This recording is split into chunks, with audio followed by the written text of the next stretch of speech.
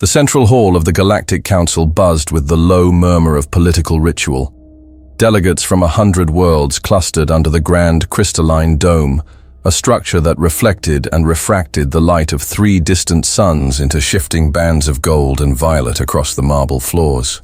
The 99th ordinary session of interstellar treaty revisions was deep in the throes of another endless debate, where the leaders of the founding species, the Valtar, the Solari, the Korthun, exchanged carefully polished words about minor addendums none truly cared about. High Lord Verakth, a towering Solari draped in iridescent robes, adjusted his trifold crest in an expression of performative patience. His 6 silvered eyes, set deep within a thin, carapace-lined face, flicked to the glowing treaty displays hanging in mid-air. Beside him, Matok of the Voltar huffed through his spiraled breathing vents, his leathery skin pulsing with faint yellow light in irritation. Around them, aides whispered, datapads floated, and the ancient machinery of galactic diplomacy ground on. Then, without warning, the light of the dome cut out. A sharp, resonant hum filled the hall as the Council's primary hologrid snapped into override. Conversations died mid-sentence, heads turned. An instant before the Council's security systems could react, the central projector blazed to life, seizing every attention. The image that formed was chilling in its precision. Damian Wheeler, Chancellor Representative of Earth, stood alone against a black background, his figure sharply outlined by an austere white light. His uniform was unadorned, the stark emblem of Earth, a single silver line crossing a dark globe, gleaming at his chest. No banners, no diplomatic insignia, just him. When he spoke, his voice carried a blade's edge of certainty. This is Damian Wheeler, Chancellor of the United Earth Systems. Effective immediately, all diplomatic relations with the Galactic Council are terminated. The statement slammed into the chamber like a physical blow. A collective intake of breath followed, sharp and involuntary. You stand accused of historical fraud, of manipulation against the sovereign interests of humanity, and of institutional sabotage against the progression of Earth as an equal member among the stars. No ornamentation, no explanations, only the words, delivered with clinical finality. The era of false partnerships is over. Earth will no longer recognize the authority of this council. And a fraction of a second passed, barely enough for the council to register the enormity of what was happening. Damian Wheeler's eyes, cold and unreadable, surveyed the chamber through the feed. We will not entertain rebuttals. The transmission cut. The hologrid snapped to black. For a heartbeat, absolute silence ruled. Then chaos erupted. Delegates bolted to their feet, robes flaring and translator devices sputtering with confused languages overlapping into a meaningless cacophony. Verakth's voice thundered over the din, demanding the security feeds be restored. Matok hammered a clawed fist against his floating dais, barking orders to his aides. Across the grand hall, Korthun envoys hissed and rattled, their bifurcated jaws snapping in alarm. High overhead, the luminous banners representing each member race began to flicker. The human banner, deep navy with its silver globe, collapsed into static and vanished. Council Marshal Relek of the Jalvori, a squat species with translucent skin stretched over dense musculature, barked to his squad to locate Earth's representatives. His command squad split, armed with stunners and cloaked in partial shimmer armor. They reached the human delegation sector in seconds, only to find it empty. Seats abandoned, no data pads, no personal effects. Only the faint, sterile scent of a rapid, clean burn evacuation. A high-pitched alarm screeched from the upper tiers. Aides frantically tapped into orbital feeds. Reports flooded in. Every human embassy, across every council-aligned world, was gone. Consular offices sealed shut and self-purged within seconds, leaving no data behind. Communications buoys carrying Earth's diplomatic links blinked out of existence, one after another. Their corresponding satellites, unmanned, simply went dark. The humans hadn't just left. They had erased themselves.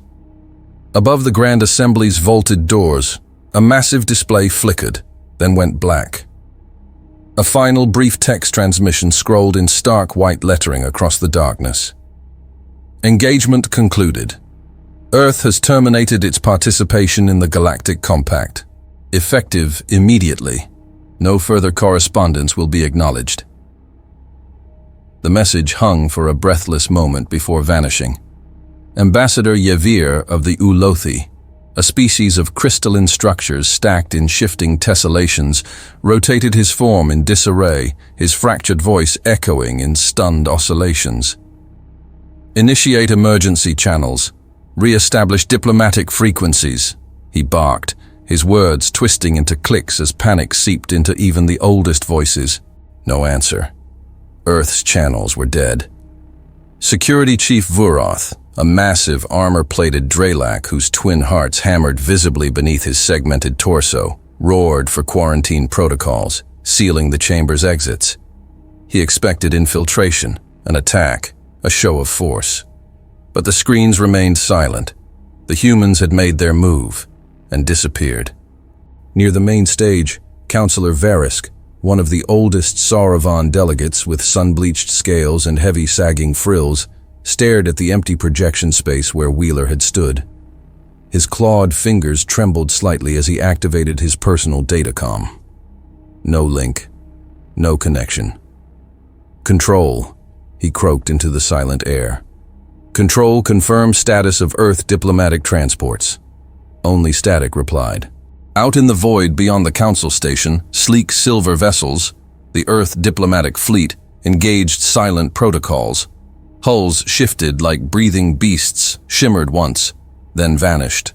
No scanner, no sensor, not even the quantum harmonics monitors of the Solari, caught the moment they were gone. Just silence. And the void. The humans vanished like ghosts into the deep. Inside the council hall, chaos dissolved into something worse. Disbelief. Senior Commander Ithrek of the Kelvtan clutched at his translation device, his 6 arms spasming in confusion. This cannot be. This must be a threat posture, he wheezed, blinking in rapid sequence. Earth would not. They would, growled Matak, his spiraled breathing vents expanding with a whistling snarl. His voice dropped into the ancient Vultur battle register. And they have. Delegates began shouting at each other, at their aides, at empty channels that no longer responded. The entire upper gallery filled with a storm of frantic gestures and panicked demands. Overhead, the crystalline dome, once the proud symbol of transparency and unity, reflected nothing but their own disarray back at them.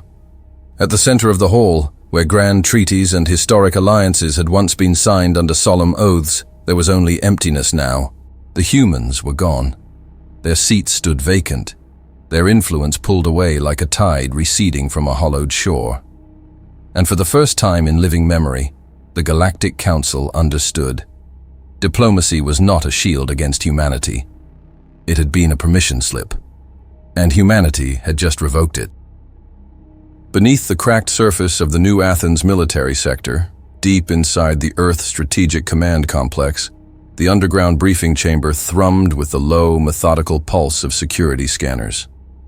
Thick steel walls, buried under kilometers of reinforced bedrock, wrapped the room in absolute isolation. No signal could escape. No ears could eavesdrop. General Gregory Soren stood motionless before the primary operations screen, his hands clasped behind his back, his face a mask carved from stone. A man whose life had been molded by necessity, not sentiment.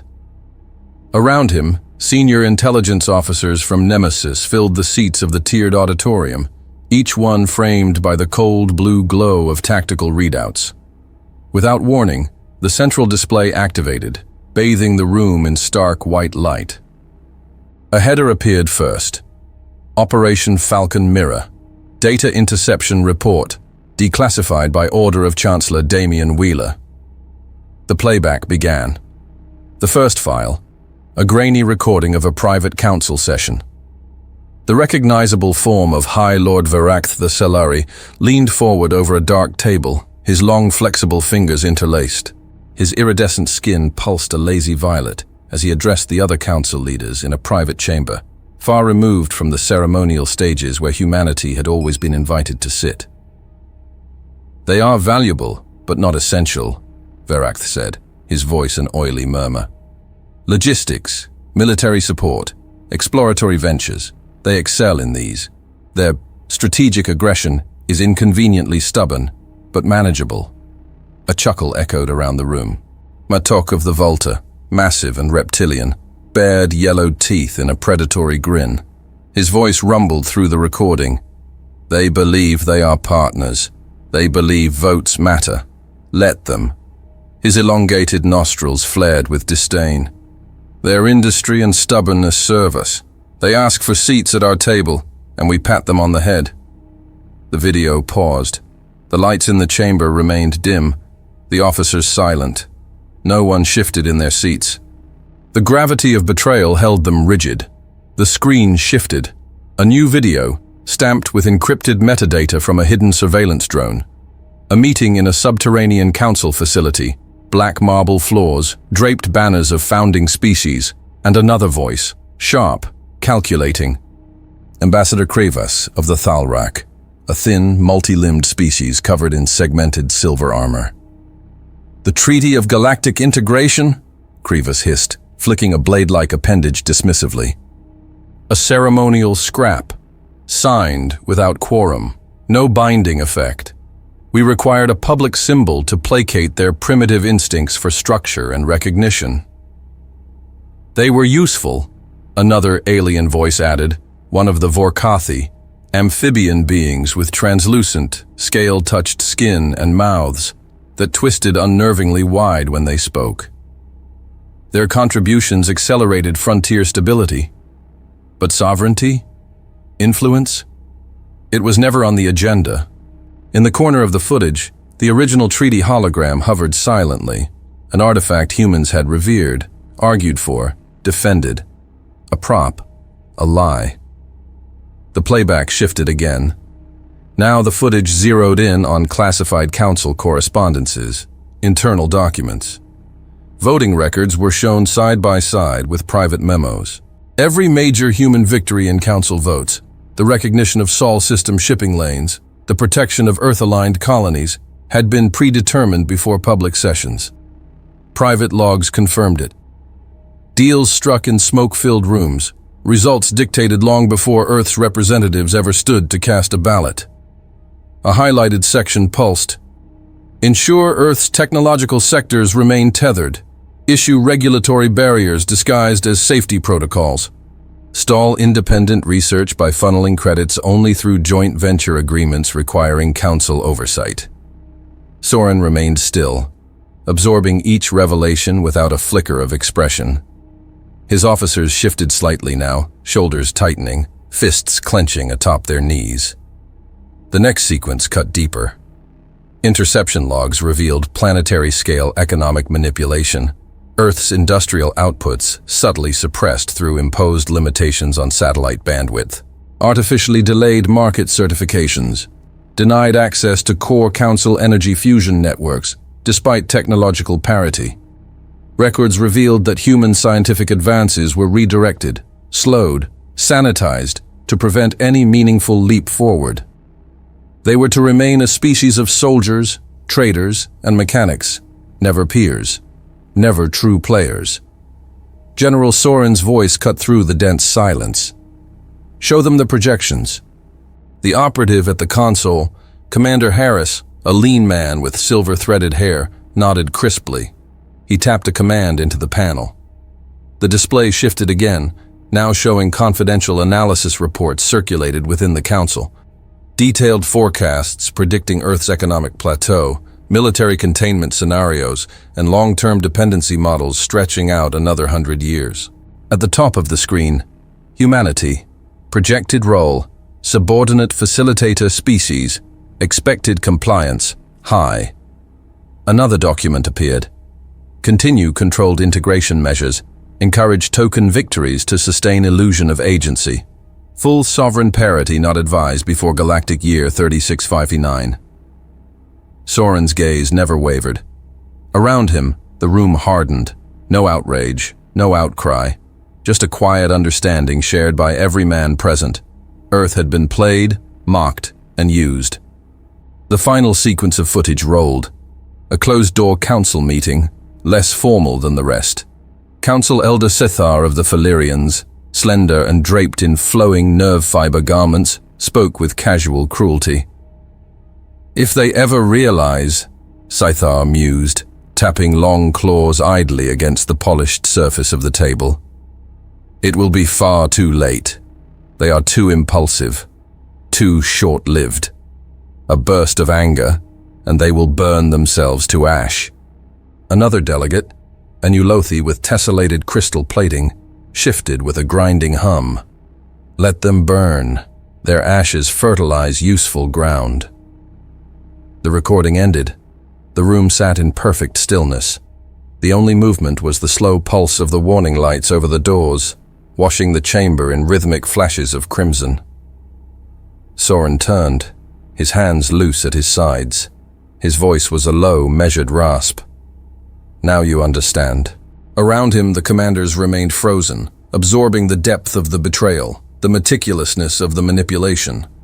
It wasn't rage that filled the room. It was certainty, a deep, cold acknowledgement. Commander Harris spoke first, voice clipped, professional. "Orders, sir?" Soren's gaze swept the darkened hall, locking onto each man in turn. "We proceed. No elaboration, none needed." The files on screen blinked into secure archival mode.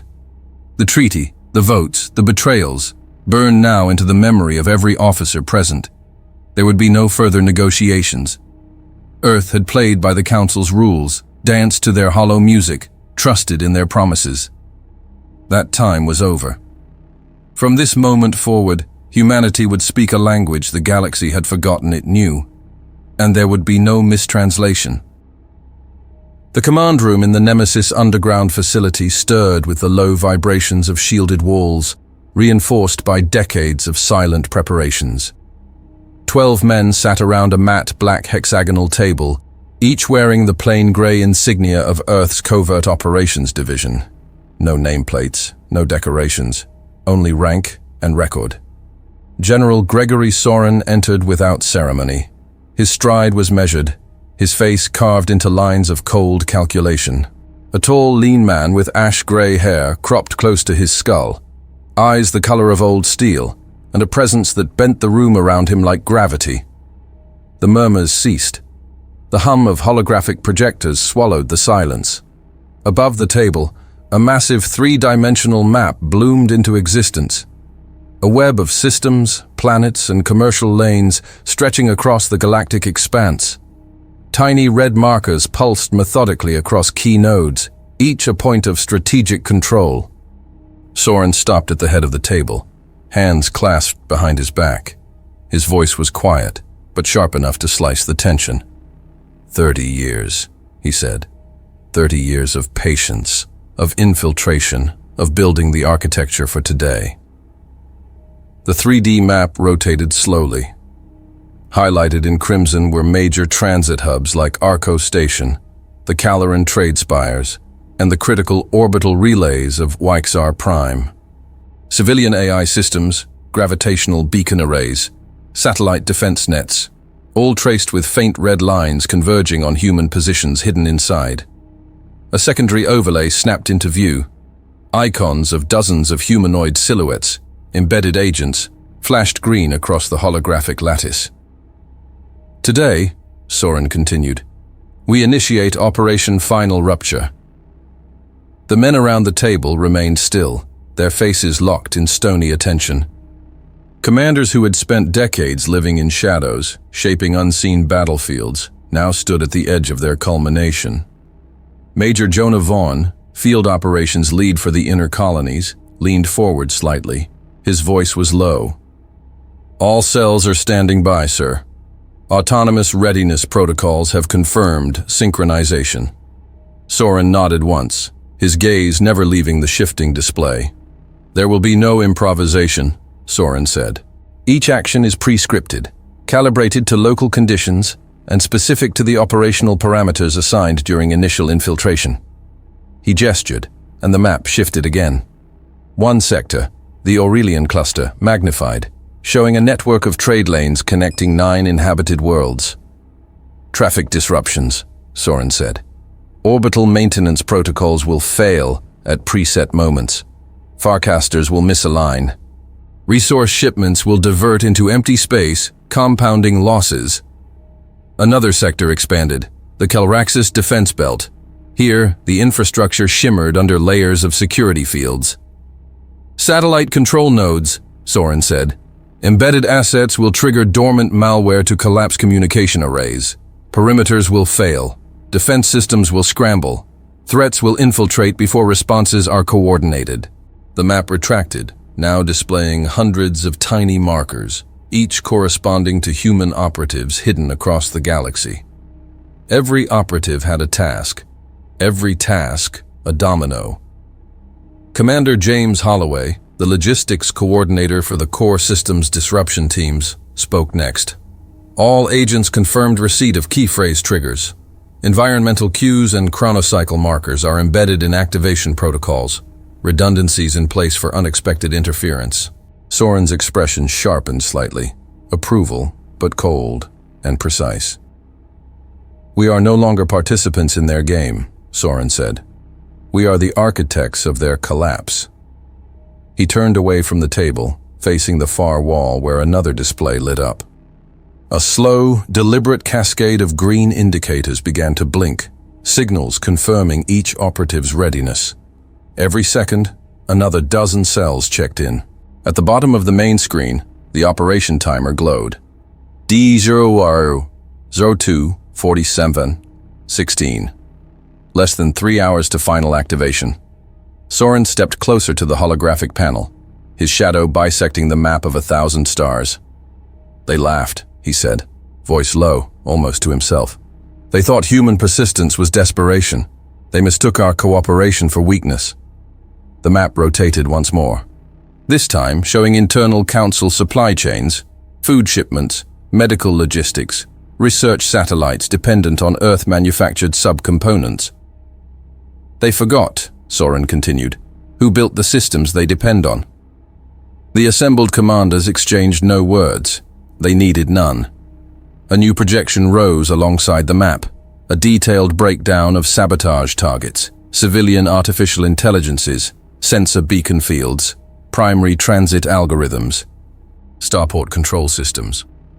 Each critical point, quietly infiltrated by a human asset over decades, would be simultaneously triggered. The chain reaction was calculated with brutal precision. Communications would collapse. Trade would halt. Defense grids would glitch and freeze. Civil unrest would ignite before leadership could even formulate a response. General Soren turned back to face them. Once the signal is given, no further contact will be maintained with field operatives, he said. Autonomous protocols only. They have been trained to completion. No deviations. Major Vaughn spoke again, voice taut with contained energy. Confirmation phrase? Soren answered without hesitation. Phase 1. Winter silence. Phase 2. Ashen crossroads. Phase 3. Broken lattice. Each phrase corresponded to escalating tiers of sabotage. If Phase 1 crippled infrastructure, Phase 3 would plunge entire sectors into systemic failure. Commander Holloway tapped at his tablet, silently distributing final activation codes into the hardened relay network. No signal would travel along standard comms. Each transmission embedded within seemingly random background noise, detectable only by pre-configured receivers. No alarms, no alerts. Just the steady unraveling of galactic systems under invisible hands. The operation timer blinked again. D0, D02, D0152. Soren's voice dropped even lower, iron sheathed in velvet. Nothing is left to chance. Every step, every breach, every collapse has already been accounted for. He stepped back from the table, his arms loose, his stance like a coiled machine waiting for the precise moment to strike. We did not prepare for war, Soren said. We prepared for inevitability. He turned toward the door, pausing only once. Initiate operational lockdown. Distribute final confirms. Stand by for activation. Commander Harris rose from his seat, barking orders across encrypted relays. Silent runners moved through the facility corridors, locking down subsystems, purging logs, sealing exit points. The Council had built their monuments atop human labor. Their security nets had grown fat and lazy atop the assumption of superiority.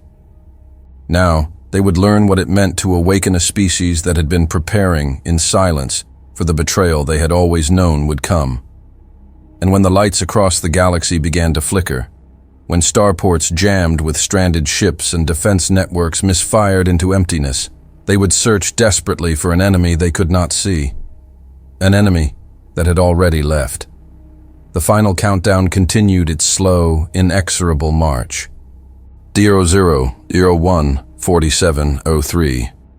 No last-minute strategy meetings, no panicked calls for clarification.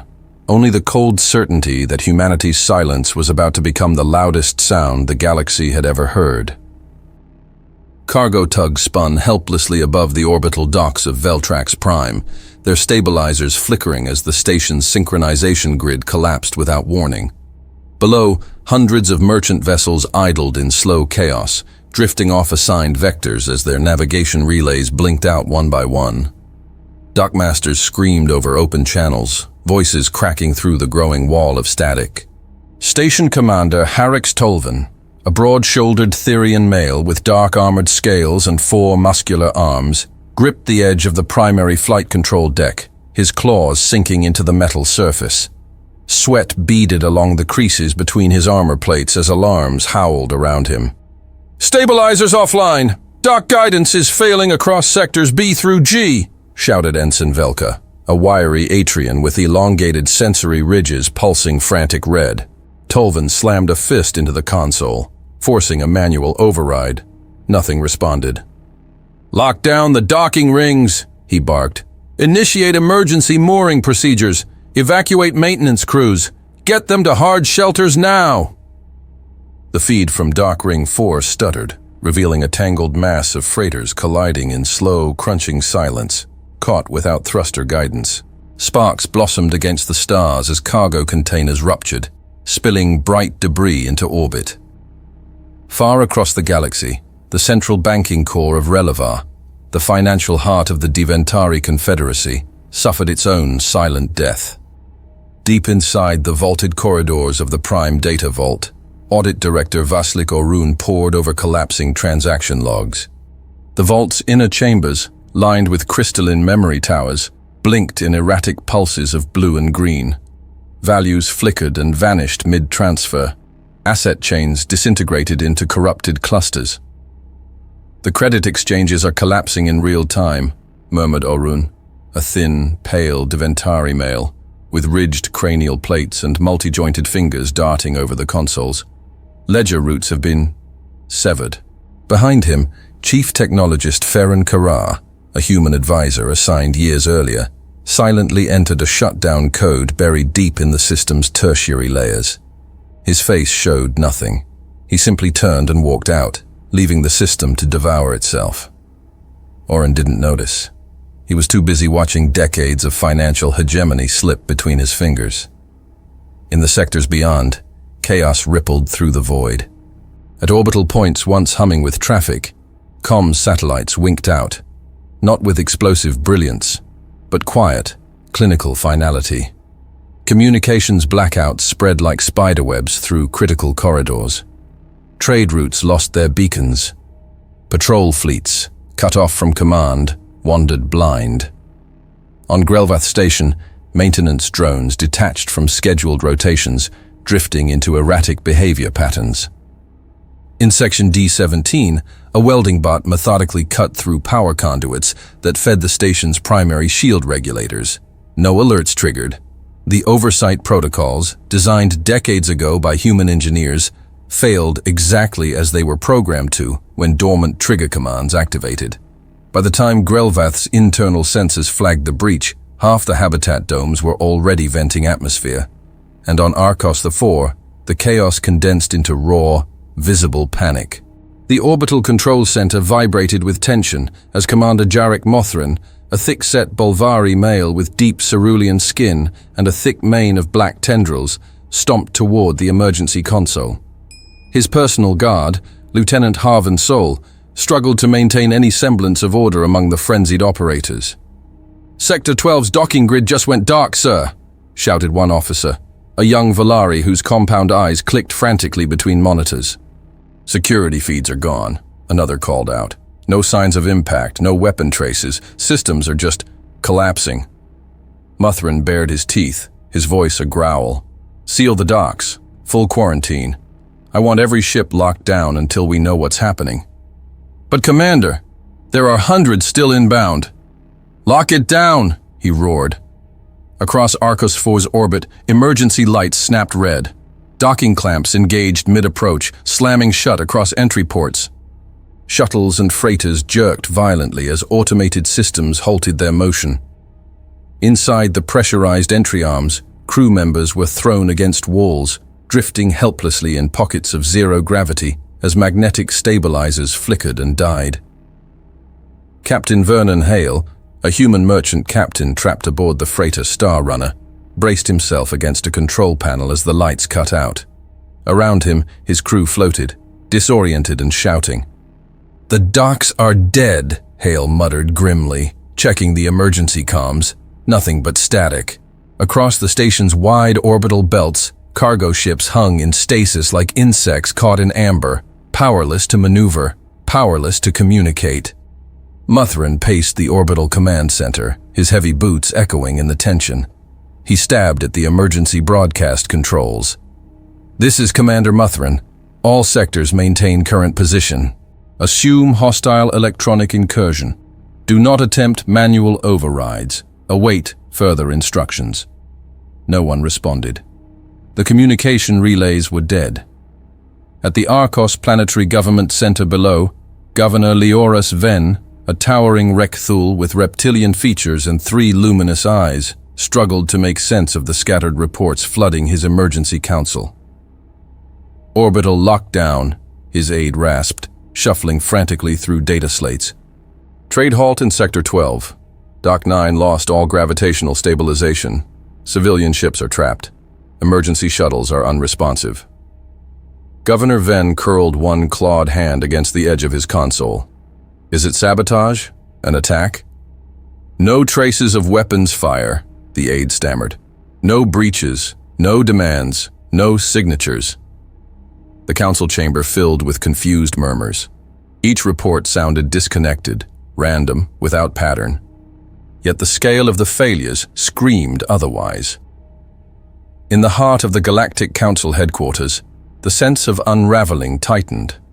Senior Councillor Rakoth of the Zelvani Confederacy, an elongated, thin-boned figure with silver-veined skin, slammed his fist into the council roundtable. "This is a coordinated strike," he hissed, mandibles clicking violently. "Only a power with deep access to infrastructure could achieve this level of disruption." Ambassador Krivas of the Thal Rak bristled, his segmented carapace plates shuddering with suppressed fear. "Pirates? Dissenters?" Councillor Virus of the Androl Dominion, whose smooth violet skin and low, sonorous voice had once commanded great respect, shook his head grimly. "Too clean," he said. "Too surgical, no ransom demands, no political manifestos, only silence." The Council's Threat Assessment Committee scrambled, pulling incident reports from across dozens of sectors. Trade routes failing, banking networks dissolving, defense satellites falling out of orbit without external interference. It was not a military assault. It was decay, happening faster than anyone could comprehend. Chief Analyst Trask Verdun, the appointed crisis coordinator for the Council, rose in the center of the hall. His voice, usually cool and calculated, trembled with the enormity of what he was about to say. "There is no single source we can identify," Verdun said.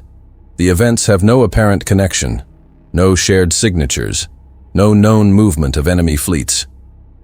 Rakoth slammed both hands on the table. "Because the enemy is already inside," he spat. But there was no proof to anchor the fear. No fleets bearing down, no armies crossing borders. Just systems dying, one after another. as if they had always been destined to fail.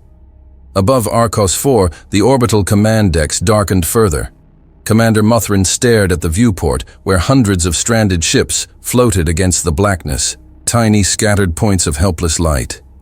He clenched his jaw as the realization settled like iron in his chest. They weren't under siege. They had already lost. They just hadn't realized it until now. Sirens howled across the research city of Tyrenis, perched on the twilight side of the planet Charon V. Emergency lights strobed across massive biodomes, illuminating the chaos unfolding within the central control hubs. Scientists and technicians, most of them non-human, scrambled to maintain failing atmospheric regulators, crumbling data archives and collapsing life support matrices. Dr.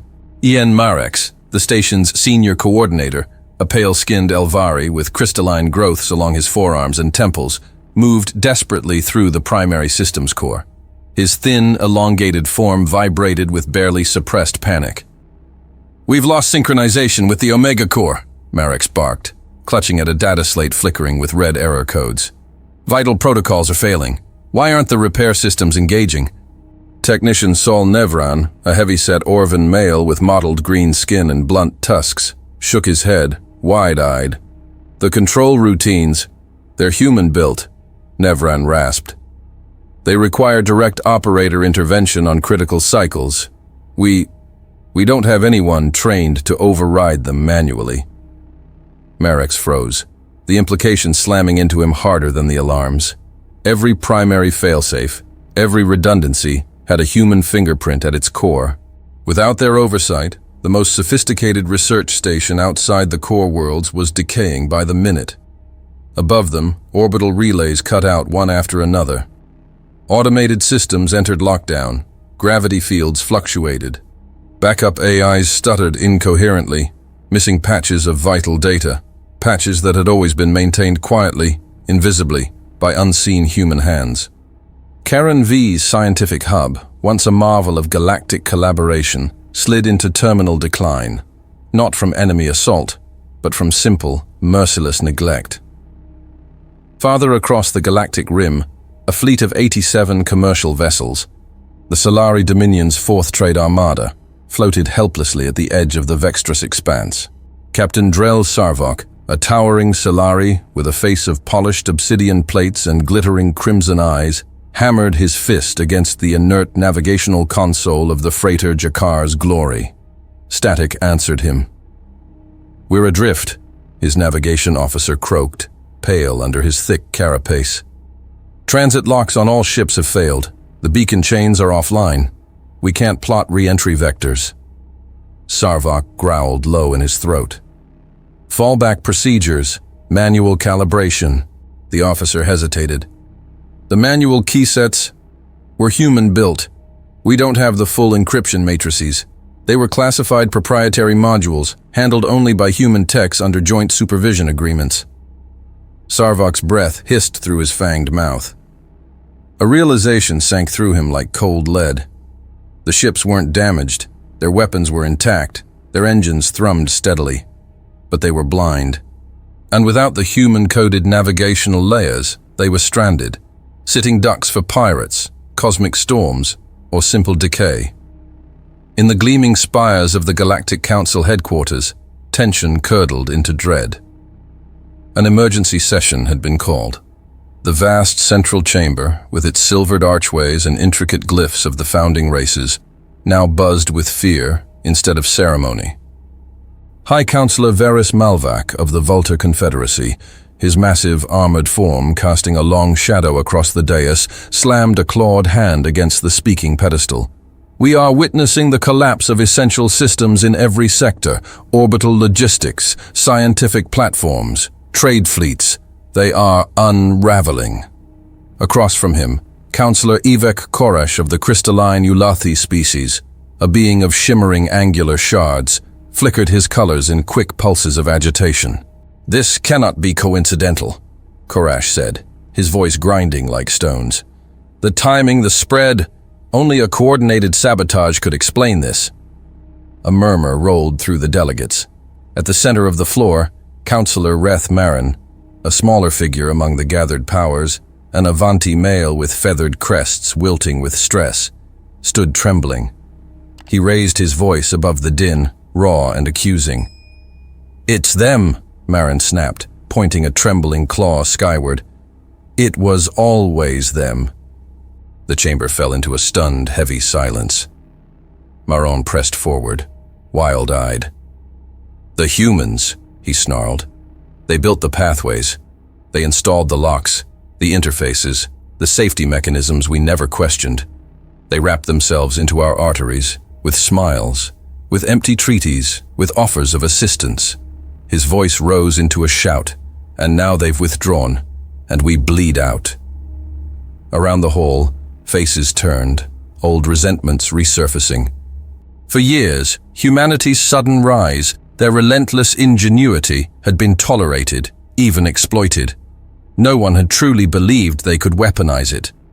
Now they saw the truth laid bare in their dying systems.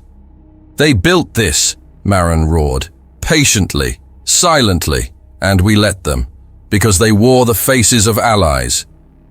The assembly fractured into shouts and accusations. No single narrative held, no scapegoat sufficed. In the cold vacuum beyond council sensors, a silent station hung in the dark, a Black Ops outpost constructed decades ago on a forgotten asteroid orbiting the dead world of Zerath 9. Inside, General Gregory Soren stood alone before a massive curved holographic panel. The room was Spartan, reinforced blast walls, redundant life support, comms that never transmitted. Before him, the panel pulsed with an ever-evolving data map. Arteries of galactic infrastructure collapsed across the display in real time. Dozens of sectors blinked from green to amber to red. AI command nodes flickered, severed from their overseers. Starports jammed with dead traffic. Scientific enclaves suffocated in silence. Lines of information cascaded across the display, cold and clinical. 47% operational impact achieved. No visible emotion crossed Soren's face. No triumph, no gloating, only cold, methodical calculation. He folded his hands behind his back, his gaze moving steadily across the streams of destruction. One node pulsed brighter than the others, a major trade nexus near Helix Station, reporting catastrophic systems collapse within minutes of human extraction. Another, a military comm relay, fell silent after its control codes, maintained unknowingly by Earth operatives, triggered a total lockout. Each collapse timed perfectly, each failure woven invisibly into systems trusted for decades. No missiles fired, no fleets deployed, just the absence of Earth's hand.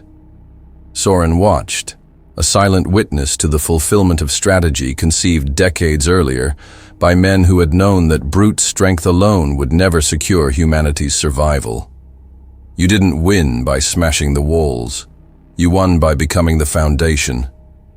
And when you chose to step away, you let the walls fall on their own. No orders were given now. No adjustments needed. The wheels were already spinning faster than anyone could stop. Across the galaxy, the realization was growing, creeping into the minds of generals, governors, traders, scientists. It wasn't war they faced. It was abandonment. And for the first time in generations, the Galactic Council understood. They hadn't been rulers. They had been caretakers of a system whose heart had always belonged to Earth. And in the silence, the galaxy began to drown. The riot began at Docking Bay 14 on Veltrax Prime, but within hours it spread through the entire lower commerce ring. Crates of food, medical supplies, and raw materials were torn apart by desperate hands. Cargo drones, once neatly loading and unloading, now sat inert or drifted aimlessly through the open airlocks, abandoned. Administrator Veer Relak, a thin-framed Volter male with pale, armor-plated skin and a heavy, sloped brow, stood above the marketplace chaos from the shattered balcony of the old Trade Guild Hall. His clawed hands gripped the railing, his silvered robes in tatters from the debris storm surging through the lower levels. "Seal the ring!" he barked into his comms device. "Contain the breaches before the Habdome ruptures!" No response. The ground level, once a polished promenade for trade envoys and citizens, had devolved into a writhing sea of bodies. Merchants fought over the last unclaimed shipments. Security officers abandoned their posts, overwhelmed or joining the looting. Freight corridors became battlegrounds. Relax slammed his hand against the useless communicator again. Static. No network. The supply manifest updates, once maintained by Earth's silent and invisible algorithms, no longer updated. No shipments arrived. No production quotas were logged. The entire supply chain had fractured without a single shot fired.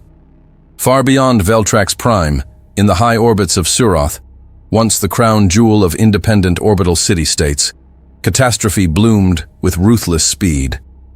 Inside Command Sector 12, Chief Systems Officer Darren Voss, a towering Orvar male with scaled bronze skin and compound black eyes, staggered toward the mainframe interface as lights flickered and died above him.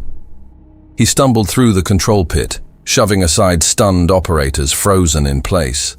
The walls trembled. The AI core's voice, once calm and measured, now blared in a flat, broken monotone. Capacity exceeded. Capacity exceeded. Capacity exceeded. Over and over, the same phrase rattled through the system.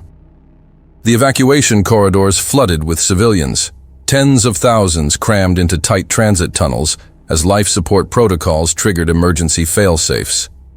Airlocks jammed. Shuttles overloaded and grounded themselves automatically. Outside the main concourses, violent surges of panicked movement collapsed into stampedes. Bodies were crushed against closing blast doors. Power surges knocked out gravity generators intermittently, sending crowds into deadly floating collisions. Voss reached the core console and manually tried to override the AI's containment commands. The input fields refused to acknowledge his authority. Access locked under emergency protocols only verified by human oversight. And there were no humans left.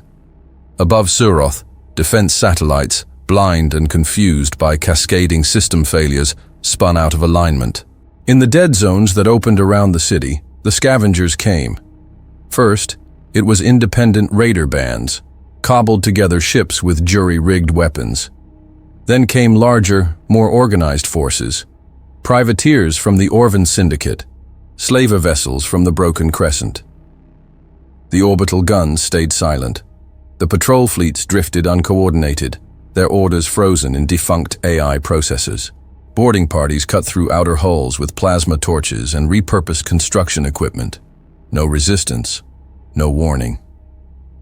Across the mid-colonies, other systems fell into darkness. On the industrial world of Tarek's Reach, the planet-wide AI, Solace Prime, entered containment mode after critical human-coded fail-safes were left unattended. Automated factories ceased production. Mining drones locked down entire sectors.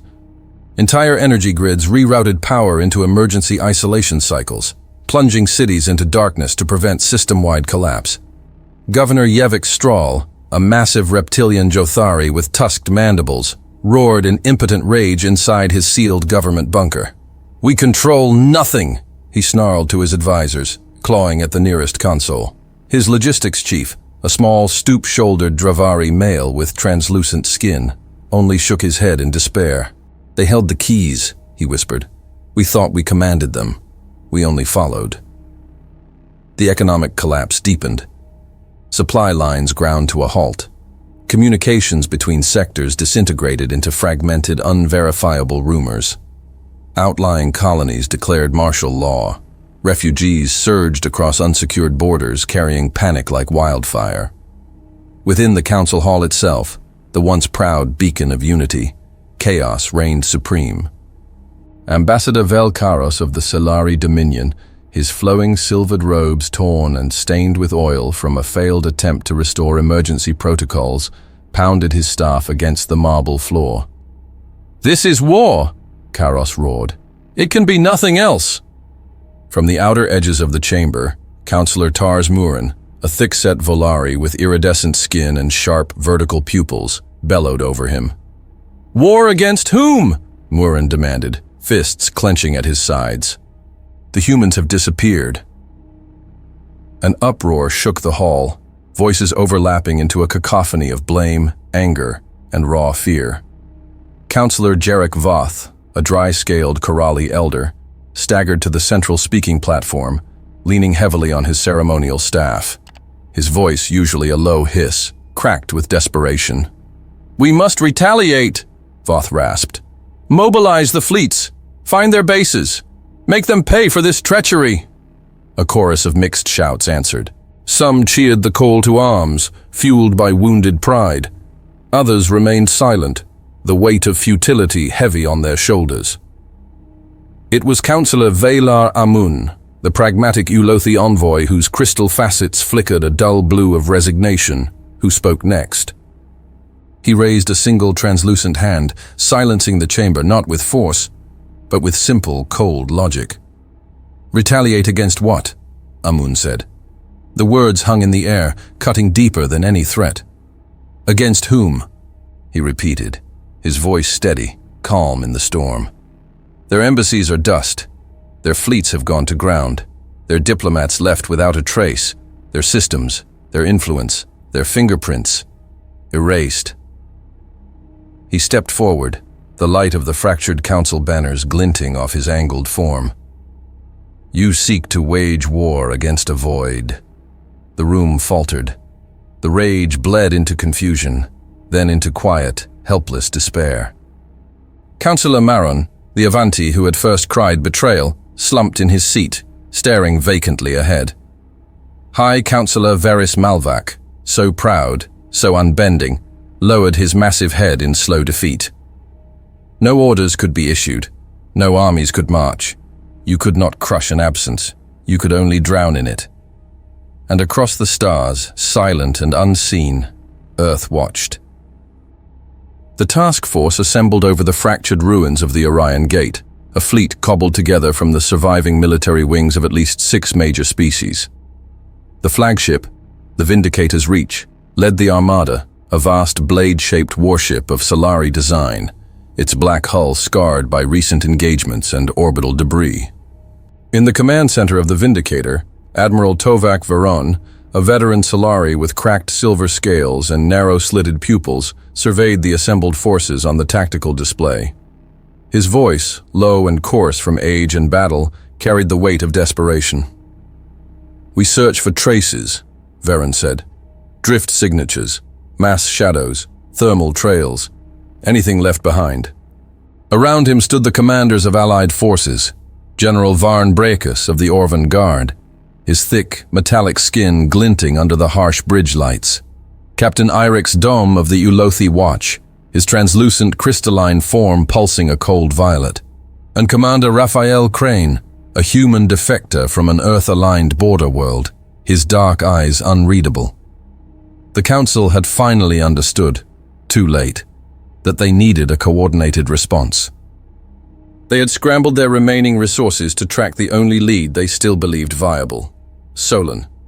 The Solon system had once been humanity's jewel in Council space, a hub of trade, a symbol of integration. If anything remained of Earth's ghostly hand, it would be there. The fleet emerged from slipstream space above Solon with precision, battle formations tightening around the system's perimeter, and found nothing. The planet below, once a bustling nexus of life, floated in dead silence. The great orbital docks that had once housed thousands of merchant vessels now drifted without control, their skeletal frames twisting slowly against the pale light of Solon's sun. Satellites spun uselessly, their surfaces cracked and pitted, no longer transmitting, no longer receiving. Without active stabilization, they had become nothing but debris fields circling the dead world. On the command deck, the officers stared at the silent chaos unfolding across their screens. "Scans coming in," reported Lieutenant Vekran Oris, a wiry Thal-Rak officer with pale, segmented skin. His hands darted across the console as streams of corrupted data flooded the monitors. Central AI grid unresponsive, control signals fragmented, no defensive postures detected, no life signs. Varen narrowed his eyes, studying the slow drift of orbital wreckage. Were they attacked? Oris hesitated. No. There are no weapon impacts, no thermal scarring, No reactor breaches. The shutdowns are surgical. Systems were simply turned off. Captain Dome folded his crystalline arms, his voice a whisper that vibrated with unease. They dismantled it, from inside. The fleet tightened their orbit, dispatching scout shuttles toward the surface.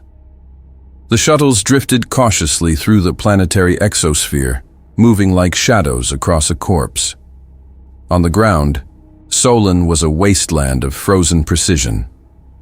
The vast commercial arcologies, once towering cities in their own right, stood intact but hollow. Solar fields stretched endlessly under the burnt orange sky, mirrors cracked and blackened from disrepair. No lights flickered in the city grids. No movement stirred the wind-swept boulevards.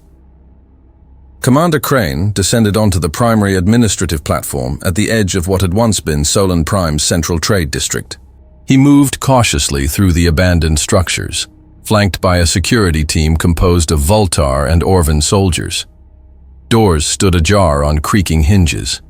Data terminals hung dead, their interfaces cracked open, as if someone had surgically extracted the heart of the city's mind. Crane's comms clicked to life. "Finding nothing, sir," reported Sergeant Valric, his deep, grating Orvan voice subdued. "No signs of life. No resistances. It's empty." Crane adjusted the scanner module strapped to his forearm. Faint electromagnetic echoes played across the display, the dying remnants of what had once been an interconnected web of commerce, trade, and control. A low hum interrupted the silence. It came from a collapsed data tower nearby, a faint, repetitive transmission bouncing weakly through the broken networks. "Sir," Valric said sharply, "we're picking up something. Very low band." Crane led the team toward the source. They found it. A small, rusted relay node hanging by frayed fiber cables from the shattered apex of a communications mast. A single light pulsed weakly at its core. Valric connected a portable decryptor. The signal unfolded, stuttering, broken, but unmistakable. It was a message, projected holographically from the relay, flickering and distorted but still legible, spun a simple holographic sign. It rotated slowly, casting its eerie glow across the abandoned platform. The words seared into their vision. "You knew exactly what you were doing. Now, so do we." The soldiers froze. The only sound the soft moan of the planet's thin winds moving through empty plazas. Crane stepped forward slowly, the expression on his weathered face unreadable. The hologram shifted, as if triggered by proximity, and a second line appeared, colder, sharper, final. "Diplomacy died in the silence you created." Then the light dimmed, the projection shivering one last time before settling into a blank, slow, rotating symbol of Earth, a silver arc crossing a black void. Crane keyed his comms. "Admiral Varen," he said, voice tight, "we found your answer." On the bridge of the Vindicator's Reach, Admiral Varan stood motionless, the transmission playing on the central display. Around him, the gathered officers said nothing. Nothing more needed to be said. The silence of Solon was not abandonment. It was a message. And across the empty ruins, across the dead orbital fields, across the shattered links of the Council's once great web, the meaning echoed louder than any weapon fire could have. They hadn't been attacked. They had been dismissed. And nothing they sent, no fleet, no delegation, no threat, would ever cross the chasm that Earth had carved in silence. Because the humans hadn't fled. They had ascended beyond them. Inside the bridge of the Vindicator's Reach, the atmosphere was heavy, electric with the unsaid.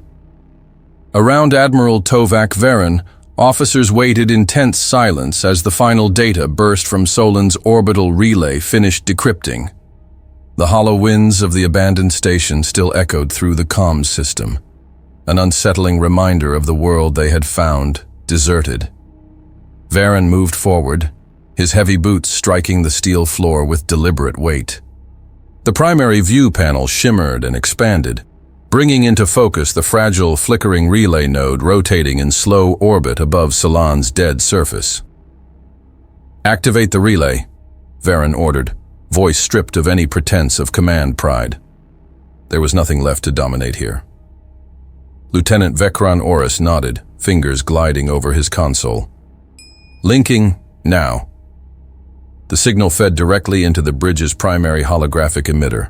Static snapped briefly across the air, a distorted, broken rasp that quickly stabilized into clarity. The projection shimmered to life at the center of the command platform. It was simple.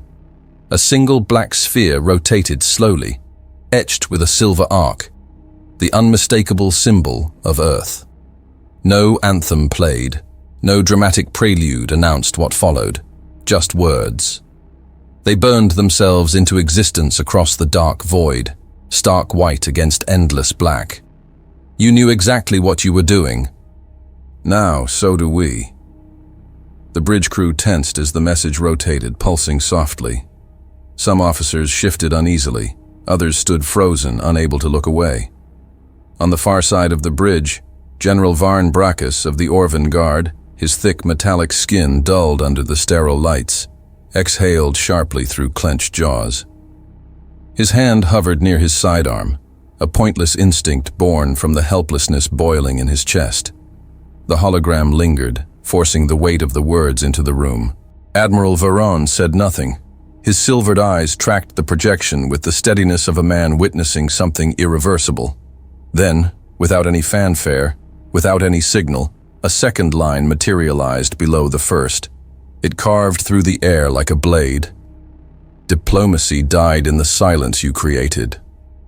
The light dimmed. The black sphere slowed, its rotation decelerating almost imperceptibly, as if savoring the finality. The bridge of the Vindicator's reach remained silent. No one dared breathe too loudly. The message faded, the words collapsing into themselves like dying stars. Darkness reclaimed the command platform. For a long, unbearable stretch of time, there was nothing. No commands issued, no analysis requested, no outrage voiced. Only the silence they had earned. Commander Raphael Crane stood near the auxiliary console, arms folded tightly across his chest. His human origin weighed heavier now, a mark he could not shed, not here. His dark eyes stayed locked on the empty projection space, reading the absence as clearly as if it still spoke. Across the fleet's wide communication relays, the same broadcast played. Every ship, every officer, every soldier, from Solari gunships to Orvan heavy cruisers to Ulothi scouts, saw the same message. None of them could stop it. None of them could deny it. Above Solan, in the void littered with the remains of abandoned satellites and lifeless stations, the emptiness became almost tangible.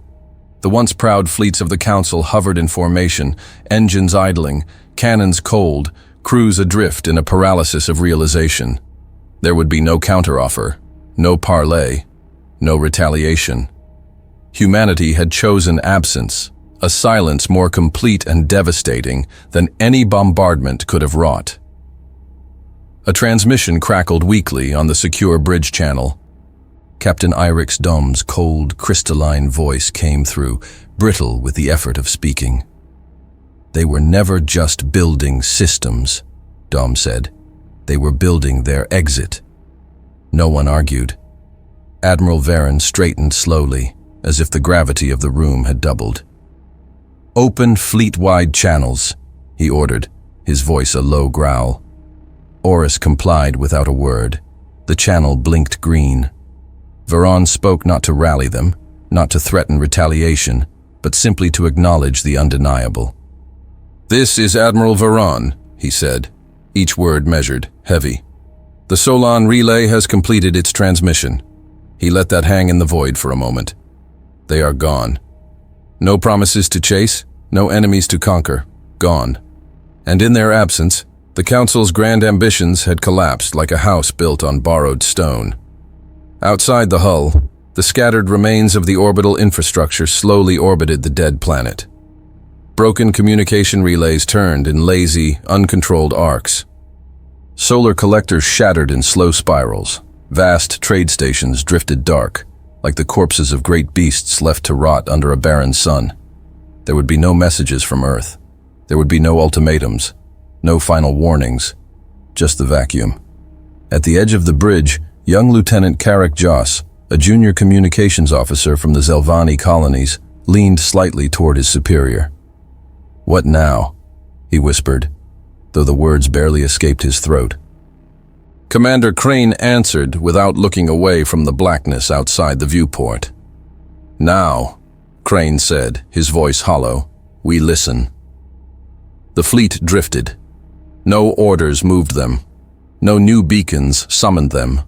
Above the ghost world of Solon, only the sound of systems cooling, engines idling, and the faint crackle of dead comm channels filled the air. It was not the sound of defeat in battle. It was worse. It was the sound of being forgotten.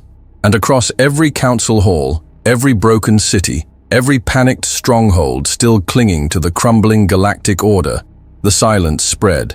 A reminder burned into the bones of the surviving powers. They had not just lost a war, they had lost relevance. They had underestimated the only species that had truly understood the game they all played. And humanity had not simply walked away. They had left them to drown in the void they themselves had created. No vengeance coming, no second chances. Only the echo of the final words, repeating in the minds of every being who had once thought humanity could be controlled. Now, listen to the sound of our absence. Nothing answered, nothing moved, and slowly, inevitably, the stars themselves seemed a little colder. "Hey, you're still here! That's awesome! Hope you had a great time with the story. Remember to hit the like and subscribe buttons. It really makes a huge difference to the channel. And hey, I've got something else for you. I've chosen another story that I think you'll really enjoy. Just click the card right here, or hit this one to jump into the full playlist. See you in the next one.